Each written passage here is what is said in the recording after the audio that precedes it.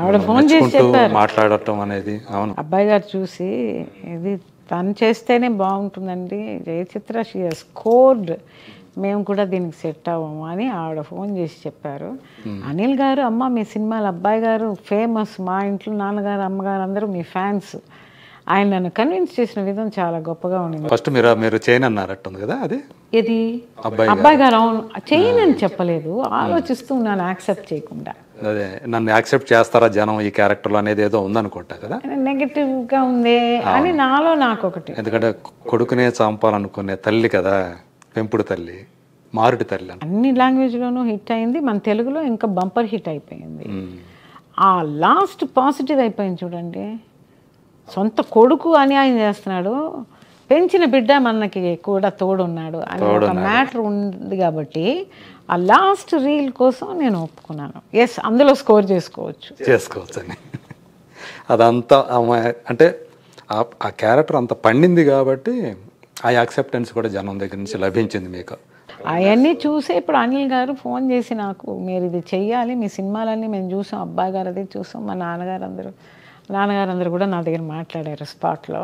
Okay, అందుకని మీరు ఇది చేసే తీరాలని నాకు మీరు యాక్సెప్ట్ చేయాలని చెప్పేసి కన్విన్స్ మీ. ఈ అబ్బాయి గారు ఇవన్నీ చూసి అండ్ తెలుసు, చూసినా చూడకపోయినా నేను చేసిన వేషాలు తెలుసు, ఐఎమ్ సూటబుల్ ఫర్ దిస్ అనేది నన్ను మళ్ళీ ప్రేక్షకుల దగ్గర మీ దగ్గరికి తీసుకుని వచ్చేసారు.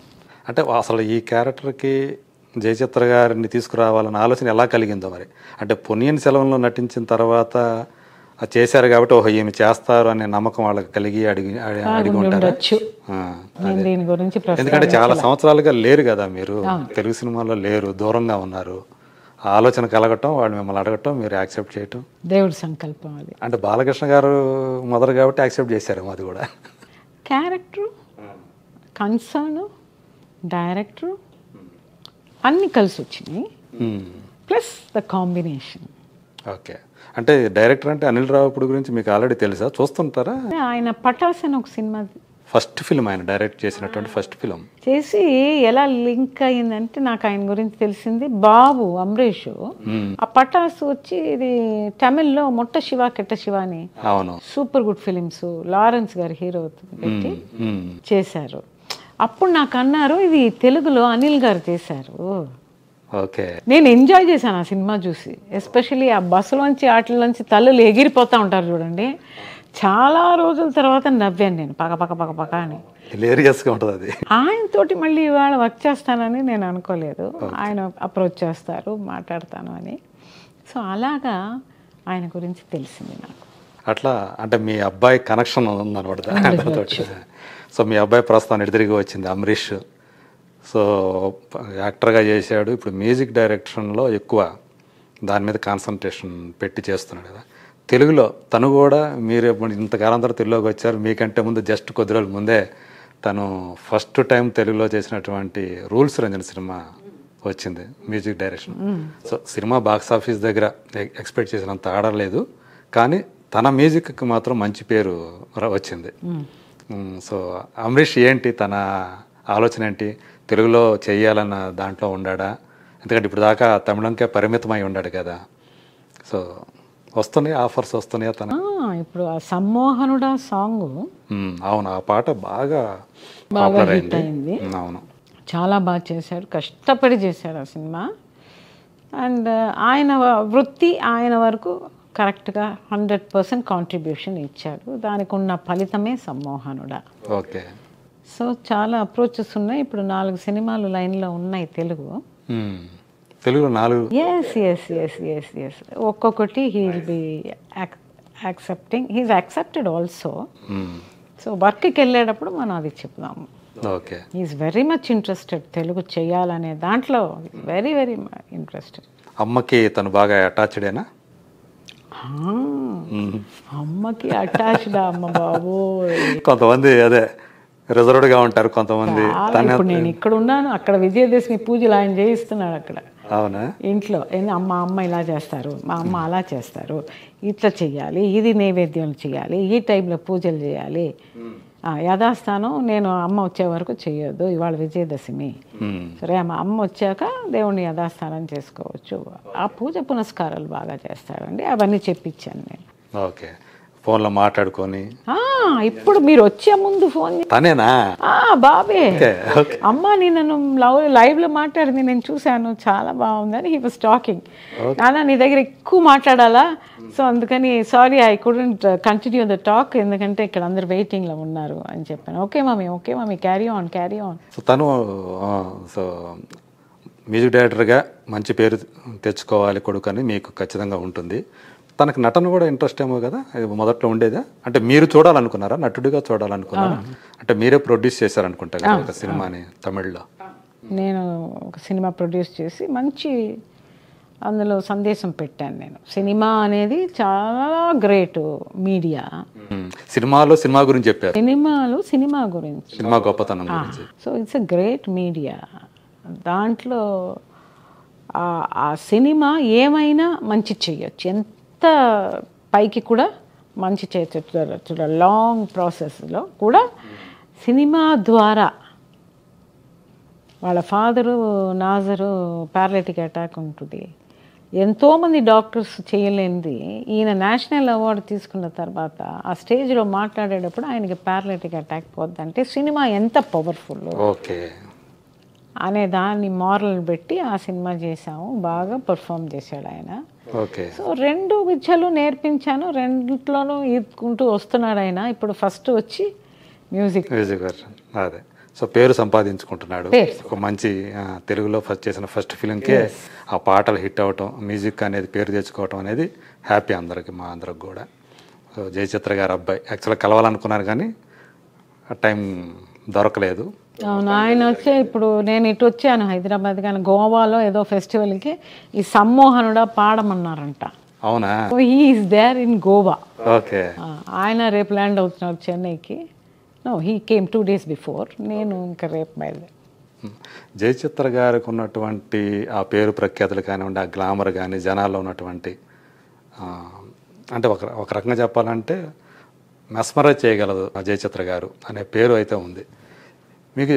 ఆల్రెడీ నాకు తెలిసి కాంగ్రెస్లోనే గతంలో ఒకసారి మీకు ఆఫర్ వచ్చింది కదా, ఇప్పుడు కూడా అట్లాంటివి ఏమన్నా ఉన్నాయమ్మా? రమ్మని అసలు ఎవరు రావట్లేదు. I'm not suitable for that. అవును, కానీ ఒకప్పుడు రాజీవ్ గాంధీ గారి టైంలో ఆ కాంగ్రెస్ని అభిమానించారు కదా మీరు. కాంగ్రెస్లో అప్పుడు క్రియాశీలకంగా కూడా వ్యవహరించారు కదా. ఏదండి? యాక్టివ్గా కూడా ఉన్నారు కదా అప్పుడు. I was appointed as propaganda secretary. ఆ తర్వాత నేను I was very active in that. ఆ తర్వాత కొంచెం నాకేదో సరిపడాల, సూట్ అవ్వాల. సో నేను ఐమ్ జస్ట్ లైయింగ్ లో కేమ్ అవుట్. రాజీవ్ గాంధీ గారిని తలుచుకుంటే అదే ఆయన లాస్ట్ డే ఏదైతే ఉందో ఆ లాస్ట్ డే మీరు కలుసుకున్నారు. యాక్చువల్గా మీరు ఆయనతో పాటు ఉండాల్సింది కదా యాక్చువల్గా ఆ టైంలో. సో మా అదృష్టం అనుకోవాలో మీరు. భగవంతుడు తప్పించాడు. అప్పుడు మాంగాడు టెంపుల్ నుంచి ఒక తల్లి లాంటి ఒక ఆవిడ వచ్చి, యాక్చువల్గా నేను వెళ్ళి మీట్ అవ్వాలి, ఆయనతో పాటు కాంటెసాల్లో వెళ్ళాలి శ్రీపెరంబత్తూర్కి. సో ఆయనకి షాలు, అప్పుడే నేను నా ఫస్ట్ సినిమా ఒకటి డైరెక్ట్ చేశాను, పుదియ రాగం అని. ఆ షో చూపించాలా వారికి, ప్లస్ ఈ రాజీవ్ గాంధీ గారికి, ప్లస్ ఆ అకేషన్లో నేను పాల్గొనాలా అని చెప్పి ప్లాన్ చేశారు కాంగ్రెస్లో. సో అందరూ లాంజ్లో వెళ్ళి కూర్చున్నాము. వైజాగ్ ఫ్లైట్ లేట్గా వచ్చింది. అప్పుడు నాకు చెప్పి పంపించారు ఏంటి, ఆ అమ్మవారు మా ఇంటికి వచ్చి, అమ్మవారే నువ్వు ఎందుకు శ్రీపెరంబత్తూరుకి వెళ్తావు, ఆ చేసే మర్యాదలేమో ఎయిర్పోర్ట్లో చేసేవి.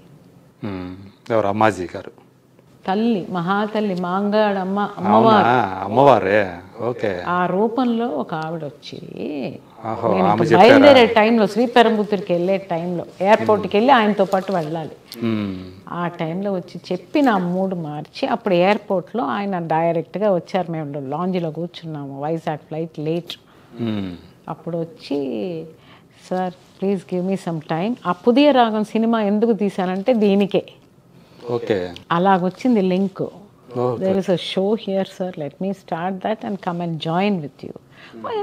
ఓకే అని చెప్పేసి లెటర్లో all the best for your venture అని ఆయన సైన్ చేసి ఇచ్చారు. నేను వెళ్ళాను, షో స్టార్ట్ చేశాను.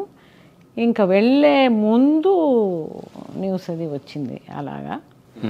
ఇలా bomb blast I was of. అప్పుడు అసలు మీ మానసిక స్థితి ఎలా ఉండిందో ఊహించుకుంటే నాకు కూడా ఇదిగా 2 days ఐ వాజ్ బ్రోకన్ యాక్చువల్గా. ఎందుకంటే స్పాట్లో ఉన్నాను నేను అక్కడ పక్కనే ఆయనతోటి ఉండి ఆయన సంతకం పెట్టి ఇచ్చారు.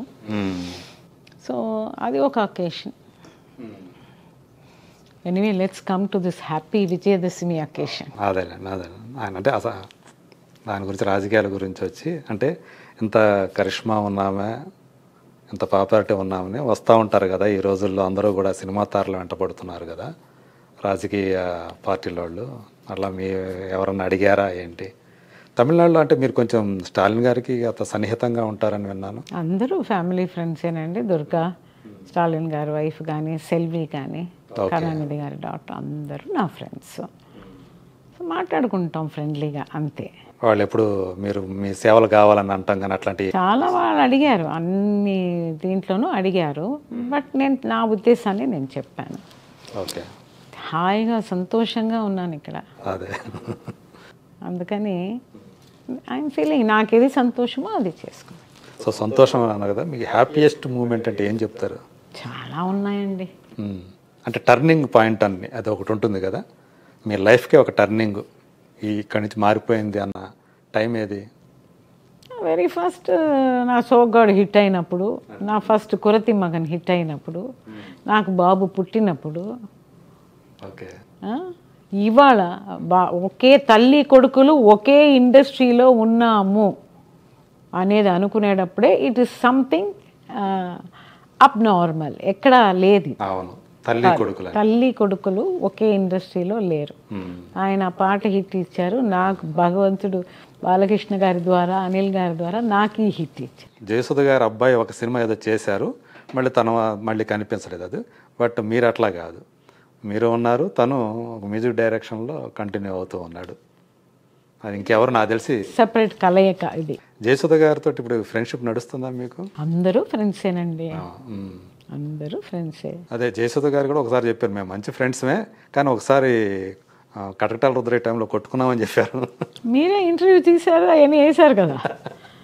అంతా ఉట్టిని మీ ఛానల్కి ఇంట్రెస్ట్ అయితే ఏదైనా పెట్టుకోవాలంతే, అంతేగాని ఏదో బీచ్ సీన్ ఏదో ఉంది నిజమేనా అంటే ఆమె చెప్పడం ఏంటంటే హైట్ వల్ల ఏదో చెప్పులు తీసేయమన్నారు. అవన్నీ మర్చిపోయానండి బాబు, దాని తర్వాత ఎంత జీవితం అయింది. అది చెప్పింది నాకు ఫ్రెండే, నాకు జయచిత్ర మంచి ఫ్రెండే, కానీ అక్కడ కొంచెం ఇది వచ్చింది, క్లాష్ వచ్చింది మా ఇద్దరికి. దాంతో ఇప్పుడు ఎప్పుడన్నా మాట్లాడుకుంటారు మీ సమకాలీన? కలిస్తే మాట్లాడతాం కదా, అంతే. మామూలుగా ఫోన్లో పరామర్శలు unless there is a purpose. అంతేనా? అంటే స్నేహితులు అనేవాళ్ళు ఎవరు లేరమ్మా మీకు? స్నేహితులు అనేవాళ్ళు తక్కువే, బాధ్యతలు ఎక్కువ ఉన్నాయి కాబట్టి అప్పుడప్పుడు అలా కూర్చుని మాట్లాడడం, అక్కడక్కడ డిస్పోజ్ అయిపోవడం అలాగున్నారు. డాక్టర్స్ కానీ, అడ్వకేట్స్ కానీ, ఆల్. అంటే నేను అనేది సినిమా రంగానికి, అంటే మీ ఇంట్లో ఏమన్నా ఫంక్షన్ జరిగితే వాళ్ళని పిలవటం కానీ, వాళ్ళ ఇంట్లో ఫంక్షన్ జరిగితే మిమ్మల్ని పిలవటం, ఇలాంటి ఫ్రెండ్స్ ఉన్నారు మెడ్రాస్లో ఉన్నారే. లత కానీ వాళ్ళందరూ వస్తారు. లత గారా? ఓకే, అప్పుడప్పుడు మీట్ అవుతూ ఉంటాము. ఓకే, వాణిశ్రీ గారు కలుస్తుంటారమ్మా? వాణిశ్రీ గారిని కలిసి చాలా రోజులైంది. ఓకే, వాళ్ళు ఎలా ఉన్నారో? అంటే ఆ మధ్య ఒకసారి నేను కాల్ చేసినప్పుడు తను కొంచెం ఇంకా ఏదో హెల్త్ ఇష్యూ ఉందన్నట్టు చెప్పారు ఆ టైంలో, అంటే చాలా రోజుల క్రితం సంగతి. అంటే ఏమన్నా కలిస్తే కనుక ఏమన్నా మీకు తెలిసి ఉంటుందేమో కదా. నేను కలవలేదు, ఇప్పట్లో కలవలేదు. సో ఇప్పుడు మరి జయచిత్ర గారు ఈ సినిమాతోటి మా కళ్ళ ముందుకు వచ్చారు, మళ్ళీ మా జయచిత్ర గారు వచ్చారనే సంతోషాన్ని కలిగించారు. సో ఇప్పుడు నెక్స్ట్ ఏంటి మీరు? అంటే తమిళ సినిమాలో ఆఫర్లు చేస్తున్నారా? ఏమైనా కొత్త సినిమాలు ఏమైనా ఒప్పుకున్నారు? Let's wait and see. Next భగవంతుడు ఏం స్టెప్ ఇస్తారో చూడాలా. Let's wait and see. Okay, ఇప్పుడు దాకైతే మీరు తమిళ్లో కానీ తెలుగులో కానీ ఇంకా ఏమి యాక్సెప్ట్ చేయలేదు కదా? మాట్లాడుతున్నారు, అసలు నా కోసమని ఒక స్క్రిప్ట్ ఒకరు చేస్తూ ఉన్నారు. మీకోసమే? ఎక్కడ, తమిళ్లోనా? తమిళ్లో. Okay, but we can do it Tamil and Telugu. మంచి మారల్ ఉన్న సబ్జెక్ట్ అది, అవార్డు వచ్చేలాగా వచ్చే ఒక మంచి సబ్జెక్ట్ అది. ఓకే, అంటే మీరేమైనా ప్రొడ్యూస్ నేను ప్రొడ్యూస్ కాదు, వేరే బయట వాళ్ళే.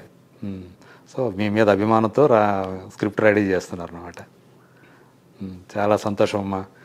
సో దసరా రోజు మాకు ఇలా చాలా అవకాశం ఇచ్చినందుకు, ఇంతసేపు మాట్లాడే అవకాశం, ఇన్ని విషయాలు మాతో షేర్ చేసుకున్నందుకు, నాకు తెలుసు మీరు ఇంకొకరికి మళ్ళీ సమయం ఇచ్చారు. సో అందుకని ఆ సమయాభావం వల్ల ఇంతటితోటి నేను ఆపేస్తున్నాను. మళ్ళీ పెద్ద ఇంటర్వ్యూ అన్నీ తీసుకొచ్చారు. సో భగవంత్ కేసరి వల్ల నాకు ఇవాళ అన్నీ జరుగుతుంది. ఆ హిట్ వల్ల, పెద్దల ఆశీర్వాదం వల్ల, తల్లి ఆశీర్వాదంతో విజయదశమి రోజున మిమ్మల్ని కలిసి ఇటువంటి ఒక మంచి ఇంటర్వ్యూని మళ్ళీ ప్రేక్షకుల ముందు తీసుకొచ్చారనమాట. ఒక్కటి జ్ఞాపకం వచ్చి, మీరు అందరితో చేశారు కదా, చిరంజీవి గారితో చేసినట్టు లేరు కదా? చిరంజీవి గారితో ఫంక్షన్స్ మాత్రమే అటెండ్ అయ్యాను. ఎందుకు అసలు ఎప్పుడు అసలు అవకాశమే రాలేదా? ఓకే, ఒకవేళ అవకాశాలు వచ్చినా ఒకవేళ మిస్ అయినాయేమో, అందువల్ల ఆయనతో అంటే వెంకటేష్ గారితో చేశారు, బాలయ్యతో ఎక్కువ చేశారు అనుకుంటా వీళ్ళతోటి. నాగార్జున గారితో ఘరానా బుల్లోడ్ చేశారు, మంచి రోల్ అందులో కూడా. సో చిరంజీవి గారితో ఒకటే మిస్ అయింది మీకు. మిస్ అయిందని ఎందుకు అనుకోవాలి? అవునులే, ఇంకా ఉన్నాయి కదా రోజులు, ఇంకా ఉన్నాయి. థ్యాంక్ యూ సో మచ్ అమ్మా. మీరు కలకాలం ఆరోగ్యంతో ఆనందంగా ఇలాగే హ్యాపీగా ఉండాలని మనస్ఫూర్తిగా కోరుకుంటూ, మమ్మల్ని మరిన్ని సినిమాల్లో కనిపించి మమ్మల్ని అలరించాలని కోరుకుంటూ thank you so much. God bless you Yagnamurthy గారు. కరెక్ట్గా ఫోన్ చేసి కరెక్ట్గా నన్ను పట్టుకొని కరెక్ట్గా మీరు ఇంటర్వ్యూ తీసేసి మళ్ళీ ప్రేక్షకుల ముందు నన్ను తీసుకొచ్చి పెట్టారు. Thank you very much for your kind gesture. Thank you so much.